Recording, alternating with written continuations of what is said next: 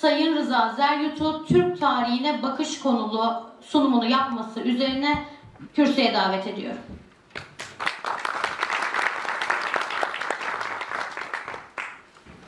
Efendim, öncelikle şunun altını çizeyim. Burada çok değerli Türk tarihiyle ilgili çalışmalar yapan çok değerli akademisyenlerimiz var, uzmanlar var. Ben onların yanında kendime tarihçi demiyorum.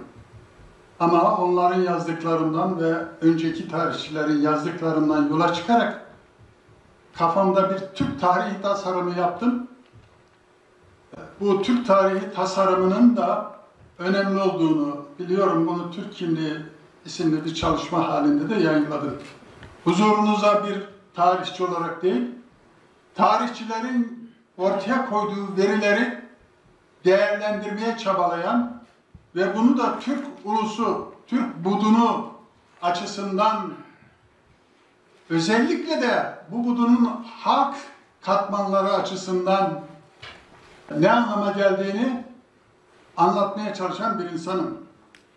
Anadolu ve çevre coğrafyalarda Ön Türkler Sempozyumuna katılan değerli dinleyiciler, bu çalıştaya katkı sunan değerli akademisyen arkadaşlar ve bu tür kültür etkinliklerini içtenlikle destekleyen Maltepe Belediye Başkanı Sayın Ali Kılıç, şu an aramızda olmasa bile kalben buradadır, ona doğrudan sesleniyorum.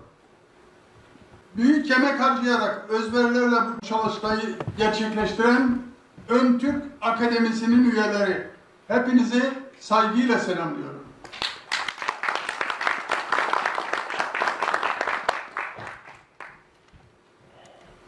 Bu konuşmayı düşünerek yazdım. Tarih konusundaki öğrendiklerimi de kafamdan hızla geçirdim. Şu neticelere vardım.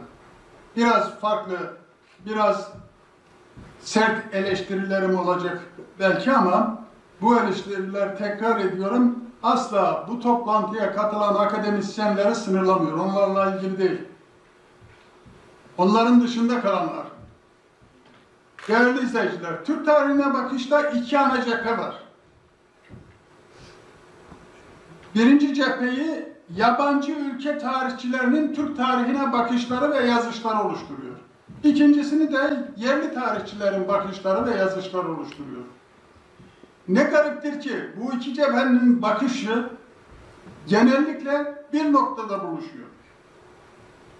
Tekrar ediyorum, bu eleştirilerim burada bulunan akademisyen arkadaşlarımızı kapsamıyor.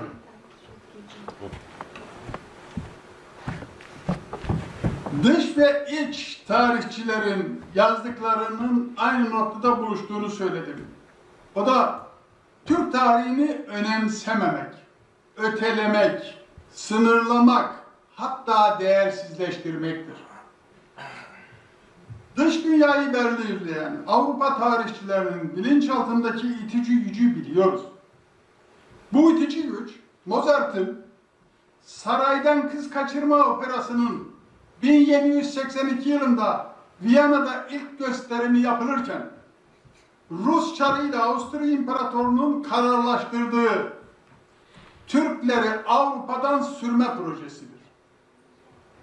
Bu proje arkadaşlar ilk kez Saraydan Kız Kaçırma Operası'nı izlemek üzere iki imparatorun buluşmasında resmen konuşulmuştur. Onu da özel bir bilgi olarak sunmuş olalım.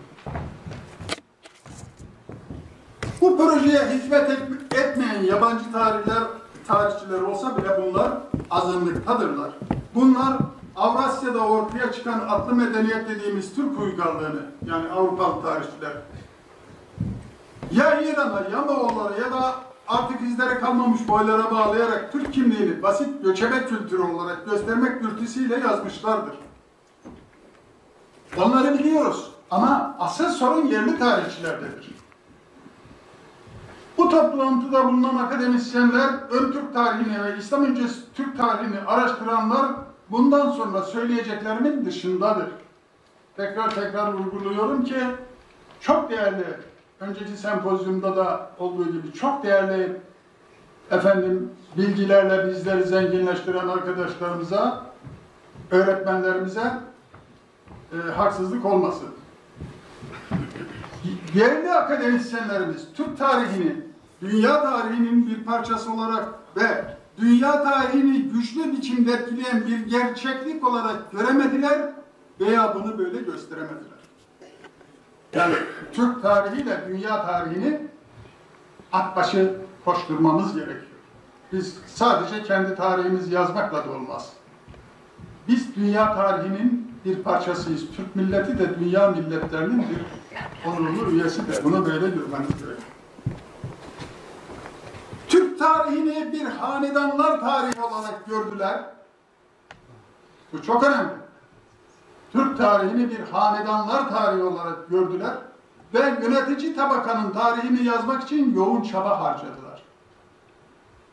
Türk halkının tarihini ise önemsemediler, onu araştırmadılar. Ben İslam öncesi Türk halkının yaşamını büyük ölçüde Rus tarihçilerden, özellikle de Gumilev'den öğrendim ve onlardan öğrendiğimde yabancı kaynaklara göre Türk Kimliği adlı bir kılavuz kitap hazırladım. Başta da söylemiştim. Fakat burada Türk tarihi konusunda kendilerinden öğrendiğim değerli isimler var. Onları da belirtmem lazım. Birincisi Profesör Emel Esin'dir. Görsellere dayalı yorumlarıyla ufkumuzu genişletmiştir. İkincisi Profesör Bahattin Ögel'dir. Ne acıdır ki? İslam öncesi Türk kültürünü araştırdığı için, bakın, Elazığ'daki Bahattin Ögel Caddesi'nin adı Elazığ'ın AKP'li belediyesi ve belediye meclisi tarafından kaldırılmış. Oraya bir mollanın adı verilmiştir.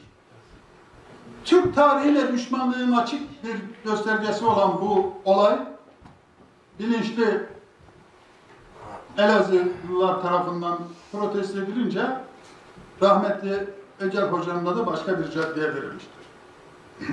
Bu AKP ile Türk olmaktan kurtulduk diyenlerin Türk tarihine, Türk milletine bakışının bir başka göstergesidir.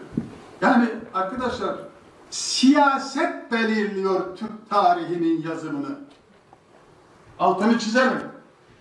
Türk tarihinin yazımını Türk tarihçilerinin özgür iradesi değil, büyük ölçüde siyaset belirledi. Bu 1980'den sonra göstereceğim aşamalarla daha şiddetlendi. Şimdi Bahattin Ögel bir başkası tarihçi değil, bir fotoğrafçı, bir yapımcı olan Servet Somuncuoğlu.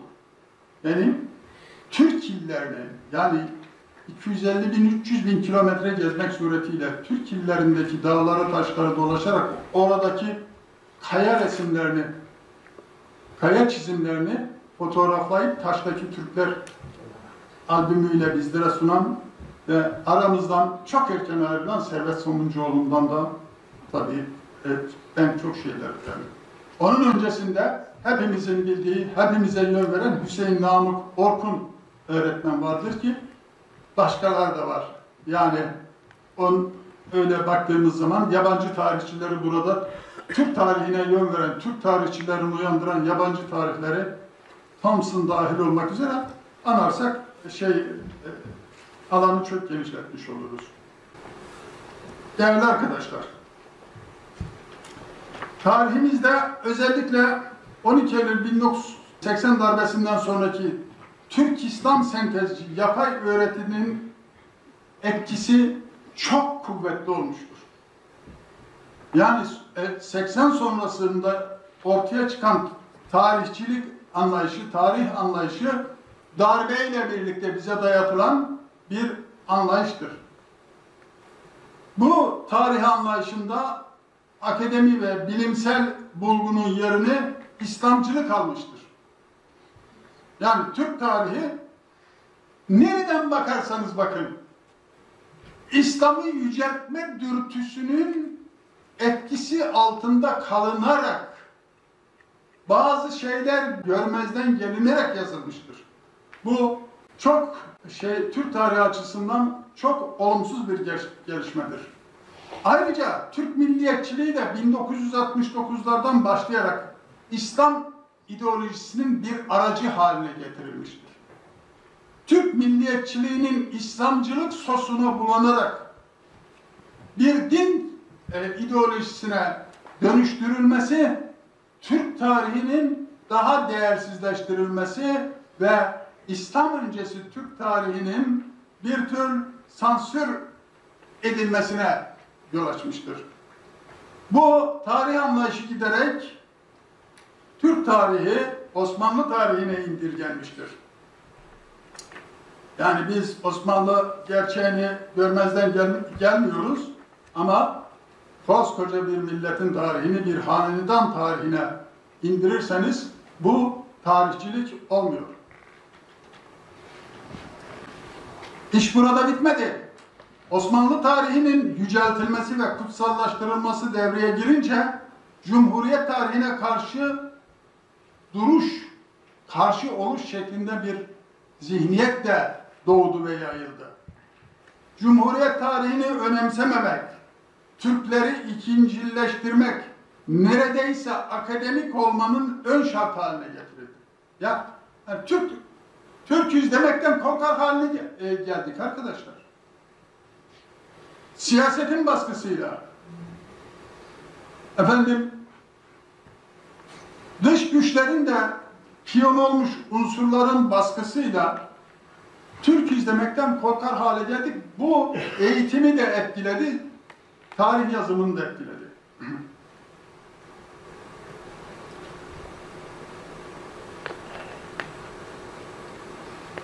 Osmanlıcılık ile İslamcılık birleştirilerek bu kutsal ittifak Türklerin yükseliş yolu gibi gösterildi.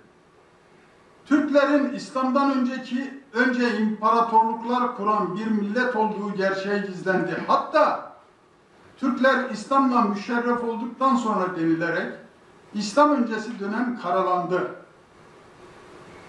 Hiçbir akademisyen İslam Türklerle müşerref olduktan sonra çöküşten kurtuldu diyemez. Altını çizelim.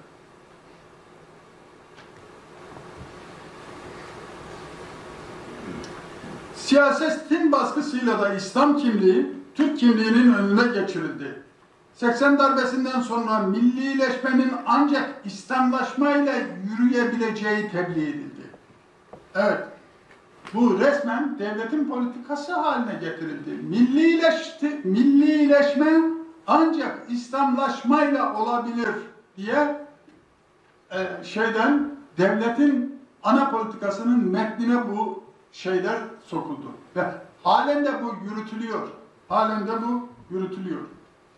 Cumhuriyet dönemi tarihçileri, Osmanlı döneminden biraz kalmış yazıcılar gibi olmayı yeğlediler.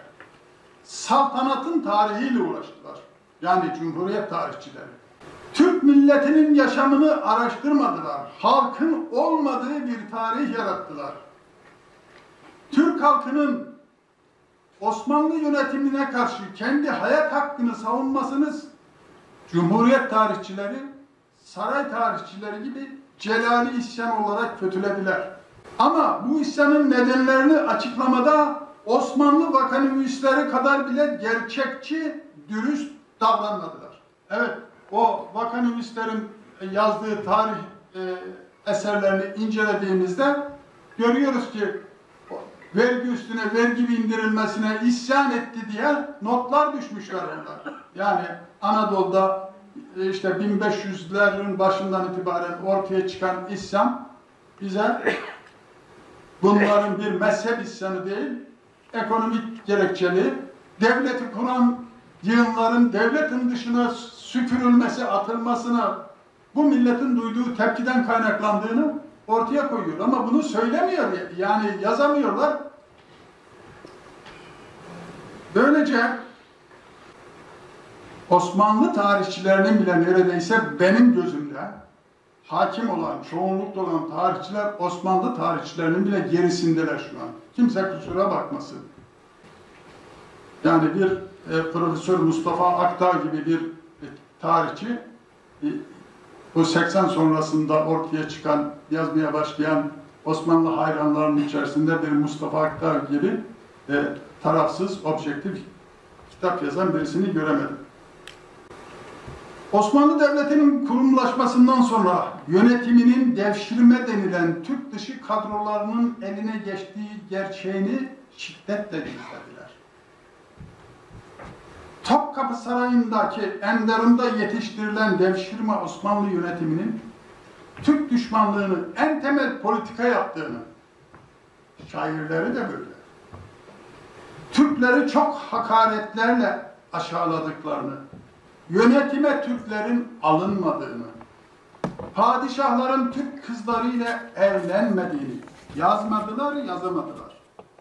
Türk düşmanlığının Osmanlı yönetim tabakasını nasıl sardığını gösteren kısa bir değerlemeyi Osmanlı'da Karşı Düşünce ve İdam Edilen isimli eserimde verdim. Bu çalışmada ayrıca Türk halkının Osmanlılar dönemindeki Türk halkının yaşamından, sivil hayattan belgeler de naklettim. Yani değerli arkadaşlar, bizim işte en yakın tarihimizi, Osmanlı tarihini okullarda okuturken bu tarihin içerisinde siz Mohaç Anlaşması'nın şartları şunlardır, bunlardır diye bir yığın şey bulursunuz da Mohaç'taki insanların nasıl yaşadığını, İstanbul şöyle fethedildi de İstanbul'daki sosyal hayatın nasıl olduğunu, bu şehrin Fatih Sultan tarafından nasıl ayağa kaldırıldığını, İstanbul'da ağaçların bol olduğunu ama kimsenin ağaç kesemediğini, hatta ulu ağaçların bulunduğu yere ev yapmak isteyenlerin ağacı kesemediklerini, ağacın içinde bulunduğu, içinden çıktığı evler yapmak zorunda bırakıldıklarını, mimarbaşılarının bunları engellediğini, ağacın kutsallığının Osmanlı'da da olduğunu, bu kutsal ağaç kültünün eski Türklerden bugünlere akıp geldiğini siz çocuklarımıza, okullarımızda söyleyebildiniz mi? Öğretebildiniz mi? Öğretemediniz. Yani siz suyu kirletmenin en büyük günah olduğunu, suyun canı olduğunu, suyun canına kastetmek olduğunu suyu kirletmenin, bunun İslam öncesi bir Türk töresinin bir parçası olduğunu bu inancın. Çocuklarınızı öğrettiniz mi? Öğretmediniz. Elbette çocuk suyu kirletir, elbette ağacı keser. Elbette siz eski Türklerin doğayı koruyan dağın, taşın bile ruhu olduğunu, canı olduğu inancını çocuklarınıza öğretmezseniz onlar bugün kendi doğasını korumaz, çorak, çıplak bir Türkiye ile karşı karşıya kalırsınız. İşte sözünü ettiğim gibi bu İslamcı tarih anlayışı toplum yaşamının da geriye doğru iten etki yarattı. Özellikle İslam öncesinde erkekle eşit olan, erkekle aynı ırmakta yıkanabilen Türk kadını toplumsal konumunu ciddi bir biçimde yitirdi. Türk töresi kötülendi, hatta putçuluk gibi gösterildi. Eski Türk yaşantısı putçuluk gösterilirken aslında Türk halkı yeni bir putçuluğun içerisine itildi. Burada tarihçilerimizin, arkadaşlar burada tarihçilerimizin büyük vebali vardır. Büyük günah işlemişlerdir. Yani biraz dinci kavramlar kullanıyorum ama bu toplumun bir şeydir. Bu kavramlar topluma mal olmuştur. Bunları söylemek zorundayız. Tarihte putlara tapmayan, saptanabildiği kadarıyla en az 6000 sene önce Tanrı diyerek tek yaratıcı inancına ulaşan, tek eşli evliliği temel alan, kadını erkek ayrımını reddeden, uygar bir milletin tarihini, yani Türk'ün tarihini bugün hala okullarda okutamıyoruz. Son 20 yılda ise Türk töresinin yerini söylediğim gibi İslamcılık adı altında Arap gelenekleri aldı. TC yurttaşları çocuklarına Arap adı vermeyi bir üstünlük gibi görmeye başladı. Ya Bu tarih anlayışı maalesef bizim kimliğimizi, bu dinci tarih anlayışı bizim kimliğimizi yok ediyor arkadaşlar. Yani önümüzdeki seçim bu açıdan da çok önemli bir seçim. Bunu yaratan, son 20 yılda bu dinci tarih anlayışını dayatan, biz Türk çocuklarına Türk adı vermeyi dinsizlik gibi gösteren bu zihniyetin ortadan siyasi anlamda da kaldırılması gerekiyor. Bu kaldırılmadan Türk tarihinin rotasını bulması, doğru yönde ilerlemesi mümkün gözükmüyor. Çünkü üniversitelerimiz de aynı zihniyetin çelik çemberine alınmıştır. Üniversitelerin birçoğunun başına imam nitelikli rektörler atanmıştır. Yani hiç ilgisi olmayan insanlar sırf bir siyasal partiyle bağlantılı ve İslamcı, bu şekilci İslamcı zihniyeti temsil ediyor diye üniversitelere yönetici olarak atanıyor. Bu zihniyet, bu siyasi dayatma, kuşatma ortadan kaldırılmadan da Türk tarihinin gerçek yolunu bulmasını ben çok zor görüyorum. Onun için bu tarih mücadelemiz kendisini bulabilmesi için bu siyasi mücadelenin Türk kimliğini öne çıkartan kadroların devlet yönetimine mutlaka getirilmesi gerekiyor. Ama bunu tekrar edelim. Bu siyasal milliyetçiliği de Türk milletinin tarihinin başına bir bela olarak sardıklarını, siyasal milliyetçiliğin altında İslamcılık bulunduğunu da bir kez daha söylemiş olayım. Türk dili, çok önemli bir saptama daha yapıyorum. Türk dili, Türk tarihinin en büyük hazinesidir arkadaşlar. Türk tarihinin, Türk dilini de dikkate alarak yazılması lazım. Dilin içerisine yerleşmiş, sızmış olan tarih hazineleri vardır. Tarihçilerin bunu da dikkat alarak tarihi yazması gerekiyor. Yani Türk tarihini yazdığınız zaman Türk dilinin tarihini de yazmak zorundasınız veya Türk dilinin tarihinden Türk tarihi üretmek mecburiyetindesiniz. Belirtmeliyim ki Türk tarihinin gerçek tarihi, Türk milletinin gerçek tarihi İslam öncesinde yatmaktadır. Bu sürece İslamlaşmanın ilk yüzyıllarını da katabiliriz. Türk Müslümanlığı dediğimiz bu dönemde Türklerin kültürleri yeni yapılaşmayla kaynaşma halindeydi. Bir başka önemli konu, bugün Türk tarihini incelerken Alevi Kızılbaş inancı, kültürü ve tarihi mutlaka dikkate alınmalıdır. Maalesef egemen tarih anlayışında Kızılbaşlar düşman olarak görüldükleri için yok sayılmışlar. Adları anılmamış, anıldıklarında da düşman güçler olarak tanımlanmışlardır. Alevi Kızılbaş inancı ve yaşantısında Türk halkının İslam öncesi kültürü halen yer almaktadır. Bizzat incelediğim bölgeler var. Bulgaristan'da Rahmanlar bölgesini mesela ayrıntılı olarak inceledim.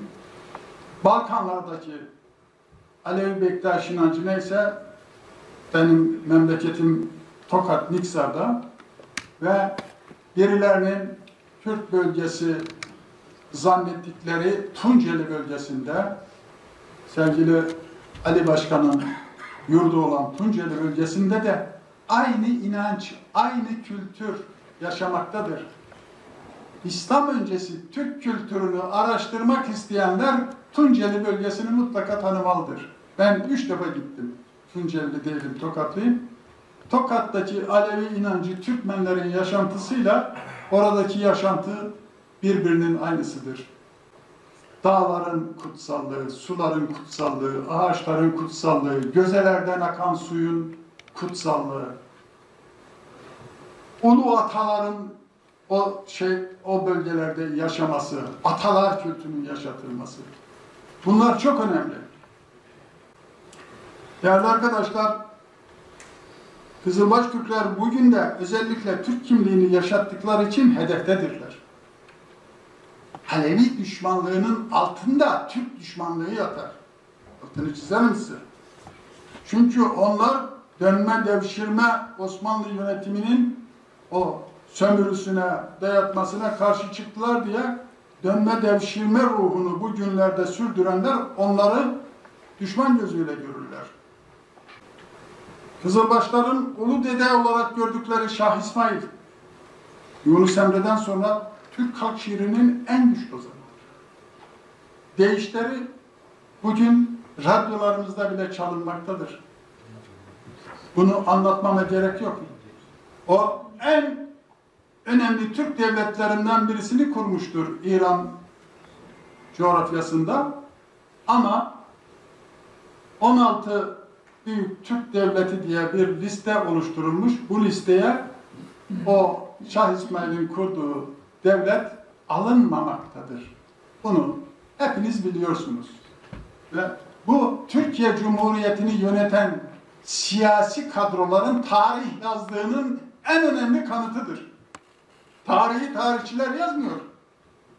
Devleti yöneten Amerikan destekli, şekilci, İslamcı, Arap zihniyetli kadrolar yazıyor tarihi. Kimse kusura bakmasın.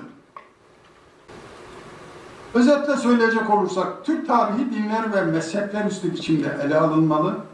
İslam öncesi Büyük Türk tarihi yeniden araştırmalarla ilk sıraya çıkartılmalı.